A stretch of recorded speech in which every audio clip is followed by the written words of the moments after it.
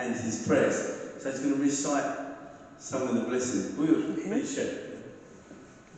Please, if you wouldn't mind, accommodating us with your gift. Have you heard the call of prayer before? No, never heard it. So what I do is the call of prayer. Okay. So what we do is we pray 5 times a day, and then we have the call of prayer, which is basically just saying, which is basically calling people to come to pray. And the call of prayer is literally just saying, God is great, God is great, 4 times. Then we say, I testify that there is none to worship aside from God, and that we believe in the Prophet Muhammad as a messenger of God. Okay. Then we say, come to success, so referring to the prayer. We say, come to prayer, and then we just say, God is great. So, Okay. So that happens across the whole Muslim world 5 times a day. So if you go to a Muslim country and you can hear the loudspeaker, that is basically the call of prayer. Ah, okay. So if you guys have been to like Morocco or Dubai or anything like that, No. have you been to Arab country before? Have we? The most we've been to is Sri Lanka, so no. Yeah, Sri Lanka you won't hear. Yeah. Definitely.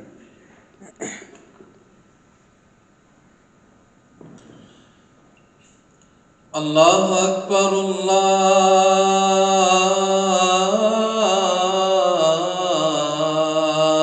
Akbar. Allahu Akbar, Allahu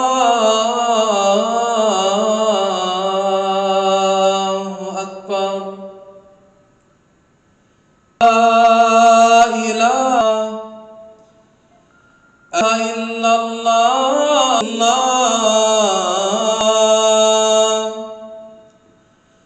Ashhadu anna Muhammadan Rasulullah.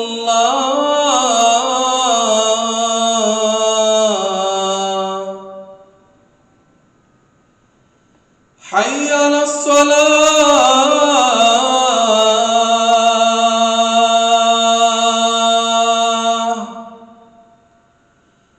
Hayya ala salah.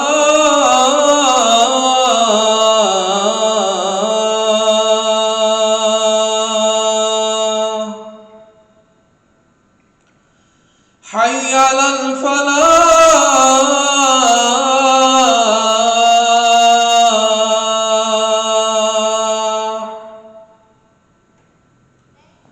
Hayya ala falah.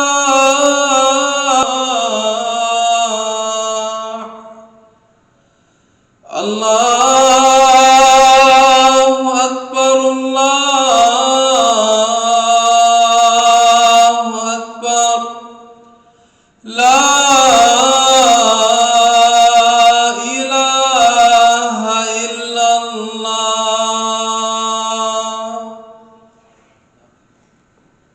Thank you, Chef. That's amazing. Welcome to the Godess Jazzy show. I'm here with my guest, Erkin Guney. Guney, even. Welcome, Erkin. Thank you. Thank you for joining me today in the Thank you. Godess Jazzy show. Thank you so much. I'm I appreciate you. Honoured. Thank you. So we're going to go way back with you. Tell me, how far? Let's talk about the bad time and then the good time. Okay, look. So, I was born in Stockwell, South Lambeth Road. South London, yay.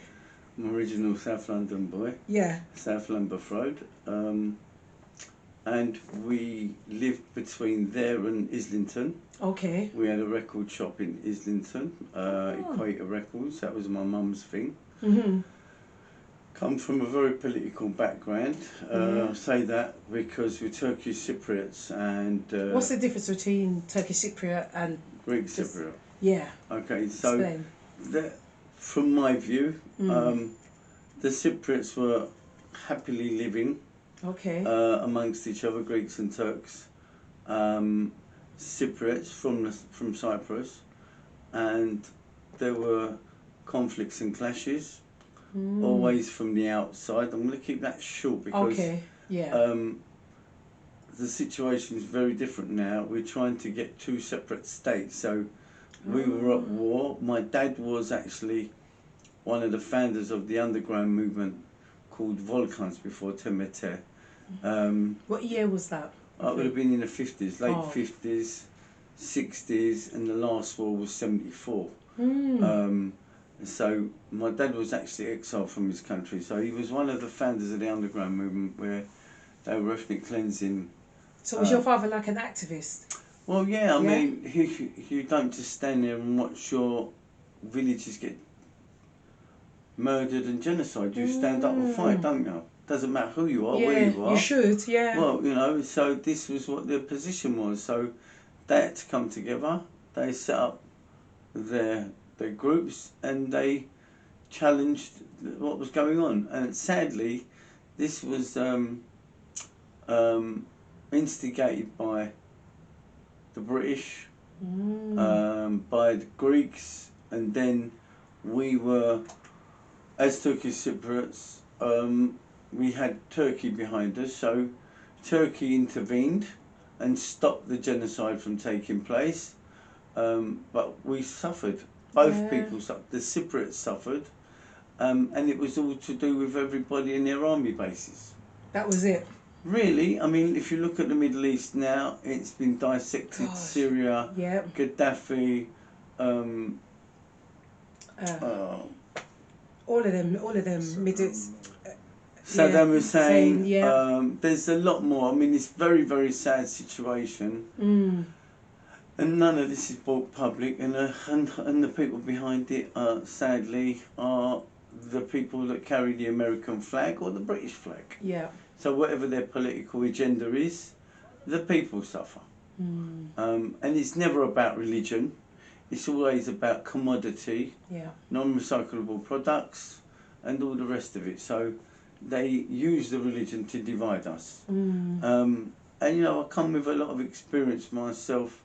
My dad was exiled from his own country, came here. He set up, we had a Turkish record shop, English record shop actually, first in St John Street. Then we moved over to Newington Green Lanes, where we had another shop called Music Dünyası. We were, it was my mum's shop. So I grew up in that environment, which was quite interesting and exciting. Yeah. But I kind of was not on the same page as my mum and dad. Okay. Mum and dad were protectors and providers, but dad was fighting political war and trying to stop the ethnic cleansing and the genocide of his people, which, you know, thank God he was strong enough. Yeah. So was he on his own dealing with that? Well, no, he was with his people, you know. Okay. He was with his people, you know. I grew up like, you know, in an environment with like the Turkish Prime Minister at that time, Bülent Ecevit, who was a man of the people, staying at our house or visiting our house. Then we had the leader of the Turkish army, which is the second largest army in NATO, Turkish Alpas Aslan, one of my dad's closest friends. I remember having to drive him around as a kid, so I was right in it, but I wasn't involved because my only interest was to protect my mum and my dad, not the other stuff that was going on in the background, because I didn't have an understanding of genocide or ethnic cleansing or suppression, because, you know, my mum and dad done a very good job of protecting us and shielding us, you know. So you don't drum your kid into saying he's the enemy until you've got to educate your children to protect themselves or to mix with good people, not with bad people, you know. And a lot of our generation, my generation, we got lost. We got lost halfway through the journey. Yeah. We lost touch with our natural self, our spiritual self, and we, you know, we run after the money, you run after the drugs, you run after the girls, the fast cars, all what we call now BS. If I can say like that. You can. Can I ask you, did you ever tamper with drugs? If I said to you no, I'll be lying. Okay. All right. Let's just say I experimented. You experimented, okay. But I will say this. Yes. And then I'll make a very important point on this, because this is very important. Yeah. Yeah, I did tamper with drugs. Not for the reasons I thought at the time. I dealt with a lot of trauma. Okay. So growing up in a household, coming back from a foreign It was never easy growing under the rule of my dad. Was you he know, our strict? parent, of course, he was very strict. You know, it wasn't. If he was lucky, it was the belt. Is it? You know, it used to be a lump of wood, and he'd say, "This one is not going to break." So, you know, I'm sure a lot of our generation went through that, and that was it. You know what I mean? And it was the norm. It was the norm. It was standard. You know, go to school and I couldn't take off my clothes to PPE because all the I was work marked up. You know, the teacher saying you can't do that; it's illegal. But it was standard. It was standard and normal. But you know what happens is, you know, as a father of three, I don't think I would ever do that to my kids because I know the trauma that it left behind. When did you realise you had the trauma? Was it later on in your adult life? I tell you what happened. This is what leads everybody to drugs. Yeah. Okay, so if you don't have enough attention or time or love, the mind wanders. So if you imagine a young kid whose mum's trying to work from 9 till 9 and the dad's out trying to do his thing, or he's not doing his thing, whatever the case may be, there lays an insecurity and a trauma for that child. One way or another, the child is affected because we are not growing up in our natural state. All these fast cars and these big buildings and everything else is completely detach us from our natural self. Our natural self is to plant the seed and watch it grow. Yes, definitely. Like yard. Like, you know, at home, you pick up your fruit, your mangoes, your your peaches or your pears, and you peel it and you eat it, or you feed your picnics and your babies, and you share with your neighbour. You know, this is the normal. And the natural thing. Where we are now, we've become a part of the consumer monster, and the last 3 decades we got lost. So you have the mixture of that. You have the confusion of religion. You have the impact on the trauma at home, and then you find your way with a couple of mates burning a spliff. And then you go. Was that to dull out what was going on at home? Of course it was. You know, we'll sit down, roll a little bit of spliff. Bob Marley come along, reggae, all the lovers. Everything was nice. You sound like a right rebel, you. Well, I grew up that way. I don't know any different, and I don't have any regrets. Good. I love the flavours that I grew up with and the colours that I grew up with. I love the multicultural aspects of it. The sad thing is that our teachers in religion or what was going on at the time, they weren't educated enough to understand. There was quite a lot of ignorance.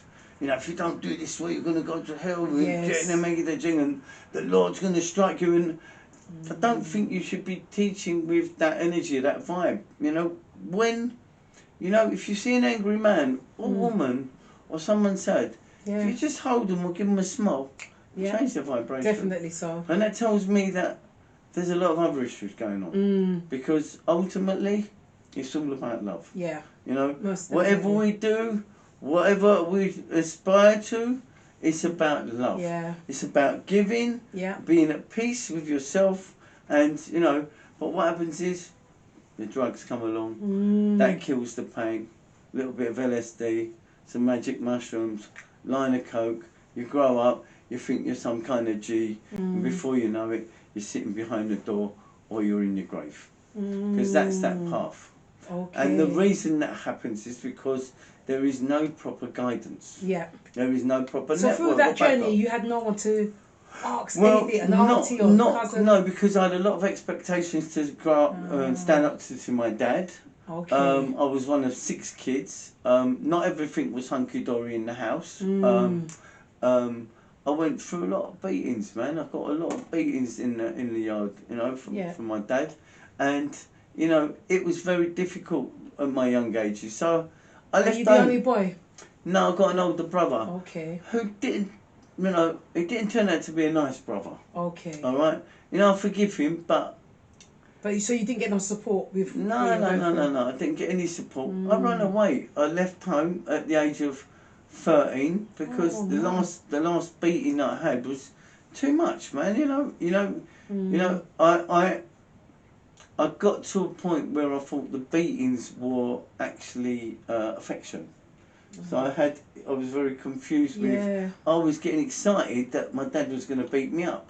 So I think it's a protection. Yeah. And I forgive my dad because there were other reasons why that kept happening. Yeah, I was going to ask you. It maybe in there was house. Other member. Well, he grew up without a dad at the age of 4, but there were other members in the family that were instigating my beatings. So their focus wasn't on them; it was on me. On you. So their shortfalls weren't identified, and up until the point even my mum was saying to the member of the family, "Why do you keep telling your dad that so he can beat him up?" So it all falls into place eventually, and you start understanding. I think the key is that you come out of that arena of taking the drugs. Yeah. Stop, because it's self-mutilation, it's self-abuse. You think it's a way of addressing the trauma, but all you're doing is I call it the ostrich effect. All you're doing is putting your head in the sand and denying it. Yeah. This will pass. Did you ever confront your dad at any stage when? Yeah, of course I did. I told him that's the last time you're going to beat me like that. And that was when I left home, and it was quite a wicked beating. I was in my teens, and it was a lump of wood, and I got to a point where I don't mind sharing it. He was beating me with his lump of wood, and I said, "Stop! I can't feel it." I said, "I can't feel it." So you were so immune to it. Can I take my jacket off, please, Dad? And he was going, "I'm going to kill you." So I said, "Just come on." So I said, here, and here is going to hurt more. So he started beating me, and I was like, that's better, because I couldn't deal with it any other way. Yeah. So I had to try to reverse the psychology behind what he was doing until he threw the stick and said, "This kid is possessed." I wasn't possessed. You're immune to it was hurting, man, in another level, And then I left home. I was living in Sydenham train station waiting room. I slept there for a couple of years. You went there? Sydenham train station room. Waiting so you room. had no family member that you could have contacted to say, "Take me I didn't want nothing to do with it anymore. Gosh. I couldn't cope. I was living on Crystal Palace high jump mattress underneath the canvas cover with a bunch of teddy girls and boys who were... Okay, that's that era. So it was quite funny. Yeah, but you must have been scared, especially being young. Come on, man, I was a kid on the road. I was scared. I had to go out thieving to survive. I was... breaking into a bakery. It was a bakery. I won't go into too much detail, but I used to take out the little louver slats in those days, climb in. I was only little. I'd climb in, get to the area where the food was, and the only thing I could find was mince pies. So I hate mince pies, right? So I'd put the louvers back and I'd come back with a bit of food. So how old was you when this was happening? About 13. 13 in this world on your own like that? Yeah. Nobody came to look for you? They came to look for me eventually because my mum was driving my dad mad. Go and find him, he's on the streets, they're going to rape him, they're going to kill him, and all the things that you worry about your kids. And I didn't cross my mind. My mind was, I can't cope, I can't deal with this. And, these were, I think, hidden traumas. Because what you do is you try to replace that with something materialistic. Like a car, or like going out and dancing and doing something to take away the pain. I'm not the only one. There's many people that have gone through this. Yes. And getting back to where I am now, probably prepared me for the position that I hold here. So I talk from experience, not a book. It didn't get any easier.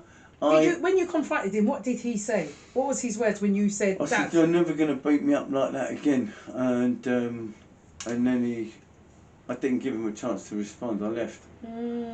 But what happened, I think it was probably about a year and a half, maybe 2 years, that I knew that they were looking for me, but 2 years you was on the street for at that age? I was shifting, yeah. I weren't being caught. And I had to survive, you know. And when you're homeless and you've got nothing to eat, you are going mad. You know, we used to wait for the milkman to come to the flats, go to the top floor so he can deliver. In those days, he'd deliver the bread, the eggs, and the cheese. Yeah. And we'd help ourselves to what was on the milk float for breakfast. So we survived like that. But yeah, got picked up. I heard the screech. I was in Upper Norwood. A couple of men jumped out, grabbed me, put me in the car. It was my dad and his mates. And they brought me back home. And I said to him, "You're never going to beat me like that again." And what did he say? I don't think he could say much because he was under a lot of pressure from my mum. And I didn't consider his position politically. You know, you have to put the pieces together. You have to look at the man's journey. You have to look at his trauma.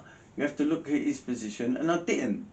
I was a baby though. You're still young. Yeah, and this is what it all goes back down to. You've got to, and this is why I forgave him. You know, my relationship with my dad towards the end was very tight, very close. Yeah. I got it. You know.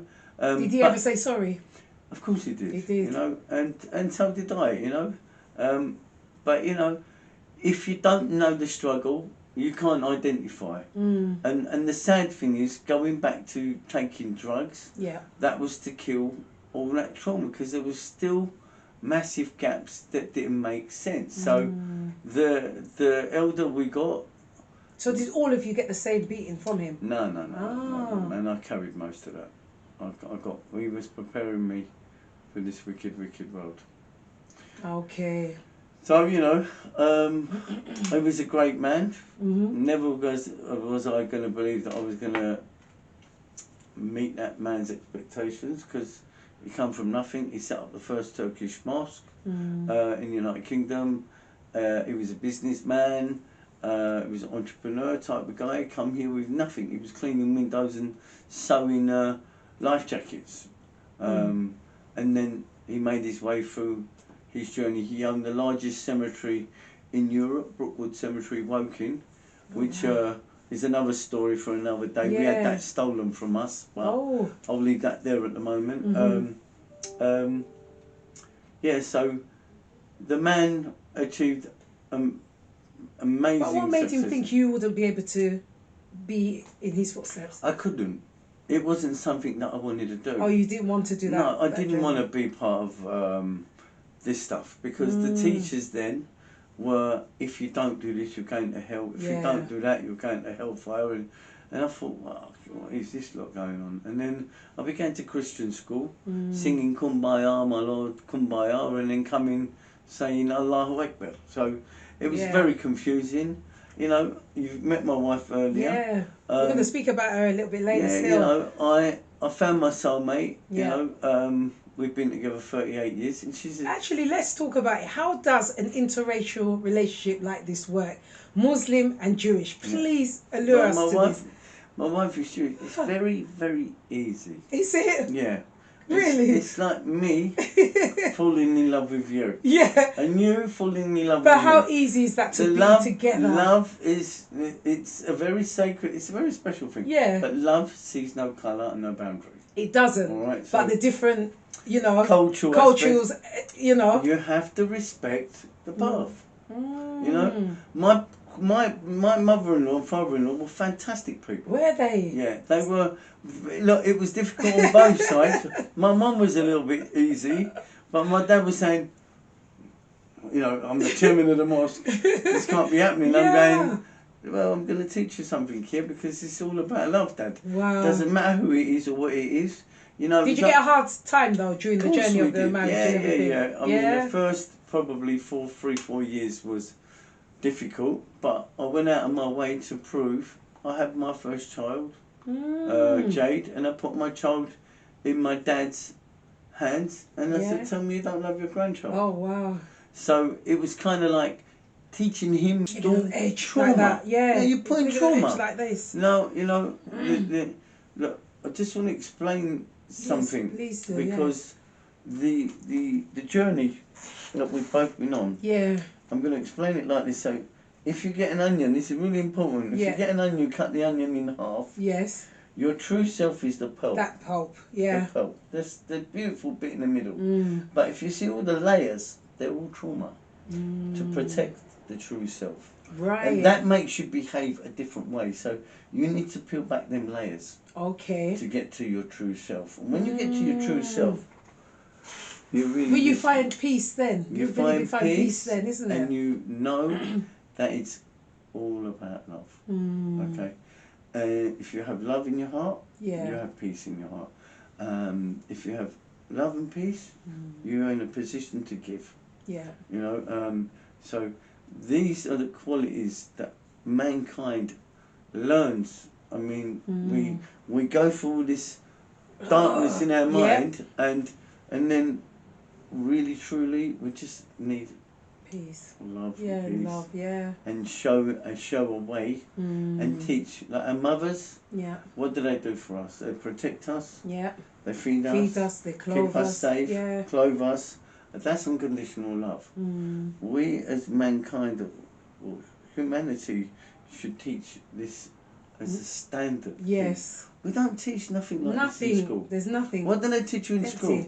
They teach you how to read the bill and when the bailiffs are coming around and what day you're going to turn up. And how to do the computer and the phone. Yeah. You and know? And answer your bailiff letter. So your parking ticket. There's a lot of kids out there that I would love them to take from this message. Anyway, I've become, the trick is find love yourself, not egotistically, spiritually. Find yourself, and understand what that means. Be in touch with your true self, not the ego. Right? The ego is like, yeah, man, look at me or something. That is the devil's work. The true self is peace and love in your heart. So this is a really special thing. So getting back to what I do now. Yes, this part. So I grew up in Stokey. Yeah.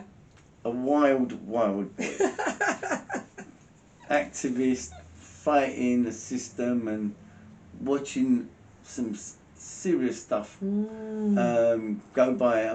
People were losing their lives and drug deals and drug addicts and all that kind of stuff and all the darkness. Lost souls. And then you work, you earn your money, you think you want to do this and you see the fast cars. My journey brings me to this mosque. My role here now is I'm a funeral director. Okay, tell us what that is. What does that entail? That is probably the most sacred, I'll take that back. It is the most sacred journey. The last journey is the most sacred journey. So this journey we're all guaranteed to make. All right. Nobody who's got, I call it the Willy Wonka ticket. No one's got the golden ticket. Golden ticket. Right? Yay! Okay. We're all making this journey. Yeah. You know, and it's difficult when you lose your mum, your dad, your brother, your sister, your auntie. Gosh, it's painful because it's a part of you. Yes. But what the journey teaches us and what it's taught me, and I come with a lot of experience because of owning the largest cemetery in Europe, burying every religion, every culture, every tradition. So you do everyone. It's not just Muslims. I'm overqualified for this position, but it wasn't saying that I went out of my way to get training. When your dad owns the largest cemetery in Europe, and it does every religion, every culture, and it's been there since 1854. Yeah. Traditionally, you learn, and that's where you learn. Were you scared when you first encountered it? Tell the truth. I was scared, man. Come on, man. Come on. I was like, what? Because I was brainwashed by the film. Okay. By the television. By the, and all the other stuff that I saw. But. So what happened? Give us a scenario. What happened? What feared you? Well, I'll tell you what. I had the early experience. Yeah. There was fear and grief. I think a child's funeral was always very, very difficult. Yeah. That is the most difficult journey any parent will be challenged with. So I experienced that at a young age at Brookwood when we were doing a funeral with my father for this family, and it was a 12-year-old little girl in a white coffin, and I thought to myself, I can't do this. How old were you at that age? I got maybe late teens. Oh my goodness. It wasn't something that I thought, man, this is not me. I'm out of here, I'm gone. And then there was the other side where I actually walked into the wash area, not realising that there was someone on the table that was being prepared to wash. And I turned around and I saw, and I thought, what? And I run. My ignorance. Yeah. I was a young boy. Especially young, and you've never been around it. Oh man, I've got to get away from it, man. So this is not me. Yeah. You know, get in my car and drive off. It was ignorance.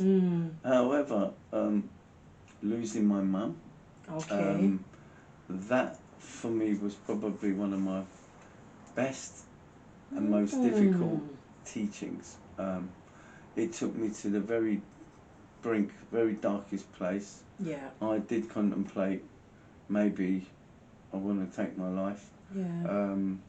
Because I couldn't see a way out after that. But out of that state of mind, it induced what I call a spiritual out-of-body experience. So I was taken on an amazing journey, which showed me that there is more. There's more. The trauma of that induced the spiritual experience. And that was very life-changing for me. That was 29 years ago.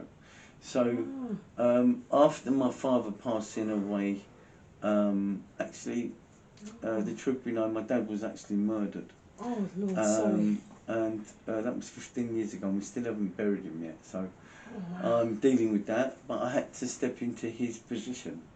And that was part of me having to take responsibility of my dad's position. When you say he needs to be buried, so he's just there? He's in a holding room at Brookwood in a vault, waiting to go back to Cyprus, and there's ongoing court cases going on. So, is it possible to be left like that for that amount of time? When you're dealing with corruption and police corruption and lawyer corruption and the system that we challenged with here, they stole our land off of us. It was all done with fraud. The lawyers, even our own lawyers, had destroyed my dad's wills. There's a lot of stuff that I went through, which we probably won't get in this video, but it taught me the journey.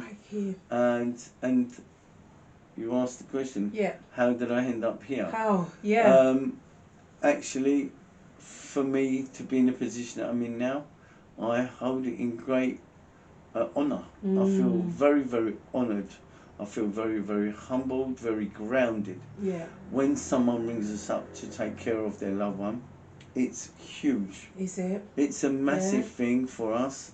It's kind of like a knighthood. It's like to be entrusted with somebody's loved one, who have nurtured and looked after their children and their family, and then to be the person responsible to prepare, wash, and then conduct the service, the prayers, and then the final journey when we're doing what we do. Can you go through that journey with us? Because a West Indian funeral is different to... Well, we've done a few West Indian funerals. Oh, have you? Yeah. But you didn't do it the Muslim way? Well, the family come in and they take control because they wash. Okay. And then they dress their loved one. So you as yourself, you're allowed to do that? Because I was always told that you're not. It has to be with the doctors and No. If it's your dad or your mum, who's gonna do it? You. I'd want to. I'd want to. Your duty. But they don't make you feel like that. No, because you're taking away. This is the difference. That's the secret. Come on. This is the difference. Okay. So, when you hand over and they take advantage of your grief state, for us, it's an honour. And what we encourage is the family to participate because it's their mum or their dad. Wow. Or their child whatever it may be. Yeah. Wow. To wash and prepare. Whether they're going to be wrapped in a shroud. What is that? A shroud is a white linen material. Okay. So the women have 5 pieces and they're cut at length. And there's a top. The ladies take care of the ladies. Okay. So we've got 5 what we call high respected ladies who are Islamically trained and wash and pray. One of them is a nurse, so there is the medical assistance from that side. Wow. So the ladies wash the ladies, and the men wash the men. The women properly wash. When we say properly, like wash as you would bathe someone, from left to right, from head to toe. You would prepare. It's very sacred. Yeah. Okay. It's nothing that your mum didn't do for you. Imagine that. Okay. You see, a lot of people would have known this. This is a very, very sacred, powerful thing. It empowers you because it's the last thing you can do for your loved one. Okay? This, yeah. And so once you've done what you can do, in our tradition, obviously, so I'll just run through it. Yes. The man passes away, or the woman, we pick them up from the home, the mortuary, or from the hospitals or nursing homes. Yeah. They come back here. They're in the earshot of prayer because it's very close vicinity. We have in-house here at this mosque a mortuary area, fridge facilities, wash area, all the facilities for the preparation for the last journey. Wow. Powerful, and most sacred thing to be responsible. Wow. Excuse me. So we would wash the man. Yes. With the prayers, left to right, top head to toe, and then they would be wrapped in what we call kefen, white cotton. Okay. So there's a top that's cut out that goes over. Yes. And then there's 2 materials that are folded over. So you're in a mummy state, if you like. Okay. So you come in with a cloth. When you're born, they wrap you in a towel. When you leave the same way. Just like, very sacred, very pure. Yeah, now, sounds it. Once that's done, then the body's placed in a coffin, and then the service is conducted in the mosque where we were. The prayers are said. What, straight away? So as you pick straight away? We would like to bury within 24 hours, but we don't have that luxury anymore because we're not living at home. We're living in a different country that can't accommodate our needs. So everything is delayed, and the volume of burials delays it, and the cemeteries can't cope with the volume of burials. We just finished pandemic. We're still in the pandemic, which we've coped for our community. Yes. Big damage has happened to our community because a high volume of our community has passed away in a very short period of time. Unprecedented experiences. Yeah. So what we would do, once we've got the date for the burial. And is it always a burial or is it cremation as well? I will do whatever the family asks me to do, but traditionally we bury. You bury, okay. Yeah. If there is a special requirement or request, we will follow out the instructions of the client. Okay. Okay. I believe in burials. Yeah. From a spiritual aspect, but we have to follow out the wishes. Wishes, yeah. Okay, so the person that's passed might have said, I want this. Yes. And the family have to follow out that wish, otherwise they don't get peace. Alright? So there is a spiritual aspect to what takes place. Yeah, this is really... It's deep. Wow, it's it deep. is. I never knew because the it leads, like this. if someone said I want to be cremated and you bury them, that spirit's coming back for you, mate. Don't believe anything else. Yeah. Because it will be in the top of your mind, they wanted to be cremated and we buried them. And that will keep coming back and keep coming back. So karma has a very strange way of behaving. Yeah. So what we would do is traditionally wash, prayer, prepare. So when you wrap them, do you still put normal clothes on them? Like no. So that's it? No. That's it in our tradition. Okay. Okay. In Afro-Caribbean, we wash, we dress. We have a viewing area.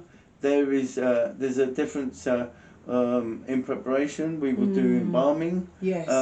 So the body preserves. What you need to remember is this, okay? Because you asked the question, how do you do this? Yeah. You do this with this in mind. The spirit of the person is very present when we're doing what we're doing. Okay. You have to understand that person, just because it seems that it's not... So you don't embalm the person? No, we do embalm. Oh, you do? Yeah, but I'm talking about what our moral obligation is to the family and the person. The spirit of the person is very present. Right. Okay, until we've done our duty. Okay, which means proper washing, proper care, catering for the family's needs. And why do you have to do it within 24 hours? What is that reason? This is I'm confusing things here, because with the Muslim tradition, traditionally we'll bury within 24 hours because there's no point keeping the body in a fridge. And the heat, and where we come from, the hot climate countries, so those reasons are reasons. Okay. And spiritually, once the body is passed, the spirit has to make its journey. Yeah. So there are many reasons, but ethically and morally and hygienic and health and safety, it's best to try and do your duty as quickly as possible.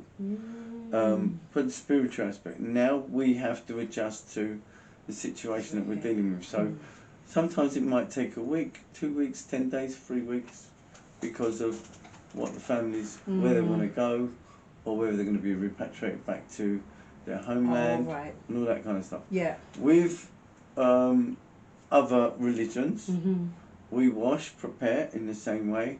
Equally, if there's a soup, we dress the family. We encourage the families on both cultures to participate, because it's the last. This is amazing. But honestly, it's an important thing to do. You know, I told my son, this is what I expect from you. Yeah. I don't care what you do in your journey, but when I pass, I want you to wash me and send me on my way. This was quite a while ago, and he said to me, Dad, he said, I'm only 12. Yeah. I said, son, I'm telling you because nobody told me.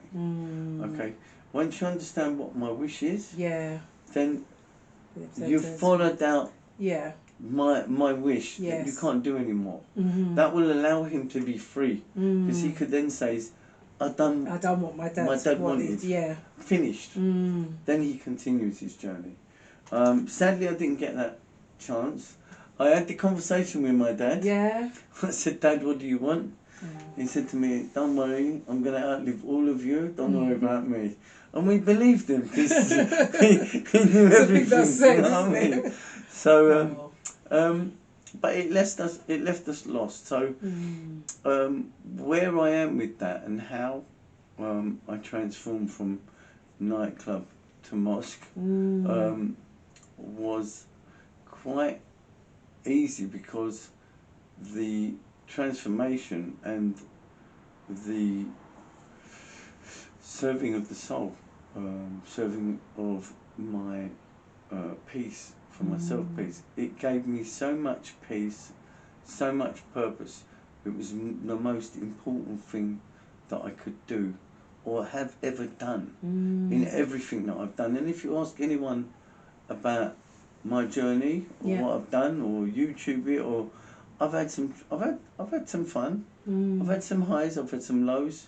You know, I've been around the world with some of the most famous people, and stars and artists. So I've seen every aspect and quite a lot of colour, and I'm very grateful for that.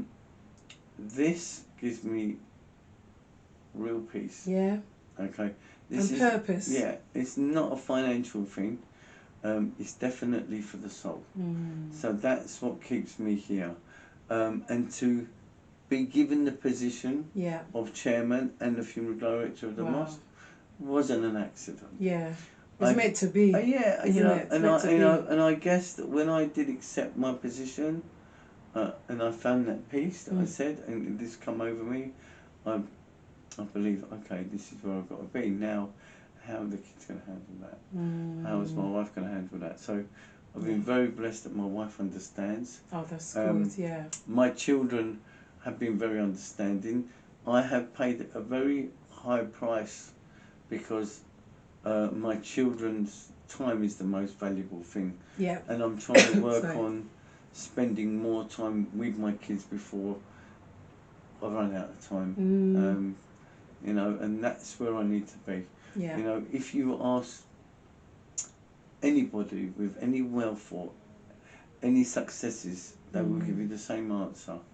Do you have any regrets? Yeah. And their answer will be, I only regret is that I haven't spent enough time with my family. Yeah, that's true enough. So there lies the key. Yeah. You know, it is all about love, and that's how I managed to do what I do. It's not easy. No. There's been a lot of tears. Yeah. Have you cried a lot when you first started doing the bodies? I still cry. Do you? Of course I do, because it's very different for me. I'm not just a funeral director. I represent my community. Yes. I've grown up with my community. If it wasn't here, we had a Turkish record shop on Green Lanes, and most of our community come there and bought their tapes and their 8-tracks and their records from my mother. So if I didn't know them from there, I know them from here. So yeah. I have a very personal relationship, and I know how I felt when I lost my mum. Yeah. I was in my 20s, I was quite young. There have been people that have been younger. There's always someone more challenged with, yes. You know, mine was mum died on New Year's Day. We've had in the pandemic, someone's lost their mum and their nan and their brother and their sister all at the same time. So, true enough. You know, we have to be there to support each other through this trauma. You have to identify the signs, and to be gifted in the position that I am. Yeah, it's a serious blessing. And to have the views that I have. Yeah. I feel that, you know, God has chosen me. He's chosen you. Yeah, you know. So, amen to that. Yeah, amen. Definitely, amen to that. And I'm still learning. You know, I'm still learning. The most important thing is giving. Has given me peace. Serving. I'm a servant. I don't have the hang-ups and the issues that I had as a kid growing up, trying to establish where I'm supposed to be. Fitting in. You know, I still have challenges. I'm still dealing with stuff. I try to do the best I can in the name of this place of worship, this mosque. And my friends that know me, and my journey. Yeah. I think it's important that they understand that all the stuff that I went through, my journey brings me here. Yeah, that is it. I think it's very key. I want to say thank you. We're going to wrap up now, and I'll be back. Okay. For part 2, without a doubt. I'd just like to say, part 1 is all about love. Yeah. And part 2 is going to be all about love too. You heard it here from Erkin Egg. Thank you, Egg. Thank you so much. Thank you so much. Welcome back to the Godess Jazzy Show. I'm here with Erkin Guney. Erkin Guney. Erkin Guney. I'll get it right. Guney. AKA Egg. Yes, or Egg, as he likes to be called as well. Why do they want to call you Egg? Well, it's a symbol of life, but my initials are EG, so it went like that, and it was better than growing up, you know, with a foreign name, going to an English school, getting called Erkin the Gherkin. Okay. All of that kind of stuff. So it went from Erkin, yeah, which is how it's pronounced in Turkish, Erkin, to Eggin to Egg. That was it. That's it. That's your symbol of life. We're all eggs. That'll do. Oh, so I want to say thank you for sharing your life in your childhood and what went through and everything else. But what I want to jump to now is you as a mortician. Man. Okay, I'll tell you where I am with this. I'm a funeral director. You're a funeral director. Okay. Yes. But also I'm a cemetery specialist. Explain. I just want to go back. I want to go back a little bit because I'm actually a Porsche specialist, a 911 Porsche specialist. So I got into cars. Okay. I'm a proper petrol head. All right. Proper petrol head. So that kept me a living. It kept me alive. It gave me a reason, and I left school with nothing, and this was a way of me earning money and doing something that I enjoyed. So I made my way in the area. I done really well out of the game. I'm still in the cars. I'm still doing the Porsches and stuff like Okay. that, restoration projects and stuff like that. So, music studios, recording studios, done all of that. We've done all the rave scene. Had a nightclub.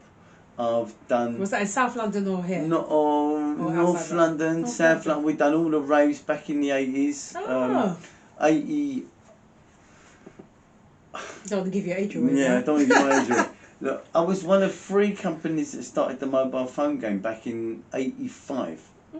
So I've done really well for someone that left school with nothing. Yeah. I actually went to a truancy project on the Kingsmead estate in Hackney. Alright? So I didn't learn nothing in a classroom of 36 kids and being the one kid at the back. Yeah. And I went to court for not going to school, and I was put in custody for bunking off. I was Stanford House in Shepherd's Bush. Is that what they done back in the day? They Yeah, done man, things you like don't that? go, you're going to prison, mate. My God, I didn't know that. Yeah, I've done that, and then I ended up in a truancy project in Hackney, which was probably one of the best things that could happen to me, because there was, I don't think there was about 10 kids and 6 teachers. 10 kids and 6 Yeah, teachers. so I learned more in a couple of months there than I did all the time I went to school. Yeah. There was more attention, and that gave me the inspiration and the knowledge to get into the electronics and that kind of thing. So I come from that side of things. I've done everything that I thought I wanted to do. Okay. I achieved what I was led to believe was success, having nice cars, having money, house, all of that. And I've done really, really well in the eyes of others. Oh, he's successful, but I didn't have any peace. So, if you don't have any peace within your heart or your soul, you can't even taste your food. Yeah. So So was you like having like the devil on your shoulders, to say, while you got your success? I made the devil look like a joker, mate. Yeah. Yeah. I played hard. I worked hard. And I was in a routine thing, which wasn't serving my soul, but it was destroying the way that I felt. But I just kept going further and further, because I thought maybe I'm going to reach the height of this height. It's a very big misconception. Yeah. And it's a very good trick to believe that success is to have lots of money. Success, and real success, is to have peace. If you don't have peace, like I said, you can't even taste your food. Yeah. So the success that you gained was too overwhelming for you to manage? I've done all right. Look, I've still got all my cars, but they don't give me peace. They're materialistic stuff. They don't have any bearing on the spirit and the soul. It's like a toy. You enjoy the toy for 10 minutes and then you want a new toy. Yeah, yeah. But what's missing out of that? Your gratitude, your thanks, your spirituality, your peace. If you don't have peace within inside yourself, it doesn't matter what you do. You can be happy with a wooden puppet. Yeah, absolutely. And have so much joy out of that. Yeah. And your Bentley ain't going to fill that gap. So this is important, how we measure peace. Peace. All right. So, and then what happened? I had a nightclub, and all the things that go on in a nightclub, and then all of a sudden, like my dad set up the first Turkish mosque in United Kingdom. It was something that I didn't want to do, but something spiritually brought me here. What brought you there? And I ran away. I said, no, you got the wrong bloke. I said, God, you don't make mistakes, but I ain't the man for this job. You got it wrong. And I ran away again. And then it pulled me back like this. I said, listen, man, I'm going to mess this right up proper. You got the wrong bloke. And then I'm thinking, and I've gone again, and it's brought me back. I'm thinking, there must be something wrong for God to want me here. Allah in any name, there's only one God, right? There's only one path. And it's all the same. All the religions teach peace, love, harmony, unity, community. All right? Don't be fooled by the BS, what you see on the television or how many fast cars and how much money you got to have, and waving your money about and your guns. Yeah. You swallowed the white man pill. Sorry if I can say that. Yeah, you can indeed. Yeah. Right. So don't be misguided. So when you actually open that door, because you said God was pulling you, Yeah. when you actually opened that door, said, you know what, all right, hands up, You I know, surrender. That's it. That's what I've done. Yeah. I said there's a little bit more to that story, Oh, is there? but we Okay. haven't got time. Okay. Right, for another episode. Yeah. And if I tell you the full story on that, you're Yeah. gonna go, no way. Am I? I look forward to it. There'll be a part 2, people. It was Believe a very, me. very real awakening for me. Yeah. But as I said, I come from nightclub to mosque, which used to be a synagogue. My wife is Jewish. My oldest daughter is gay. Okay. And I run a mosque. Okay? Wow, look at that. So my journey has taught me that it really is all about love. Yeah. Okay, so my tests and my trials and tribulations coming to a mosque, I'm thinking, what am I doing here? And after having the challenges, I said, you know what? Let's have a look. Open the doors. It's a little bit more to that story. Yeah. Don't worry, I'm coming back for part 2. I went in and I said, okay. Yeah. As soon as I accepted and I surrendered, I had this amazing, overwhelming feeling right in my heart, like just peace. It was just like that. I thought, oh man, this is mad. And then I had to look. I'm not Islamically trained. I had to look. I've relied on quite a lot of people in the community to guide me and help me. That's good. Yeah. And quite amazing things happen. I do meditation. I do prayers in my own way and in the traditional way. I'm a believer in the divine, in God, Allah, in any name you want to call it. There is definitely an ultimate higher power, and we are descending. We are higher beings, but we've been dumbed down. They've made us stupid. Yeah. You know, we've accepted the stupid space, so don't accept the stupid space, because the mind is such a beautiful thing, it keeps giving. And so I thought, okay, I've got a few issues here, because I have my own progressive thoughts and beliefs. I have experienced all my friends from all different colours, all different backgrounds, all different religions on the dance floor, where we've danced and we've been happy and we've been in the space of love and enjoyed the same music. So I had that experience saying, well, if we can all be together on the dance floor, why can't we all be together in the same in a sacred space? So there was. Did you lose a lot of friends when you made that transition? Not really. No, because you gained. I gained because my friends were equally, and still some of them are still trying to find their way. Okay. You know what Islam teaches us? Not to judge. We believe in Jesus. We believe in all the other stuff that goes on. Yeah. But the key here, like, keep going back.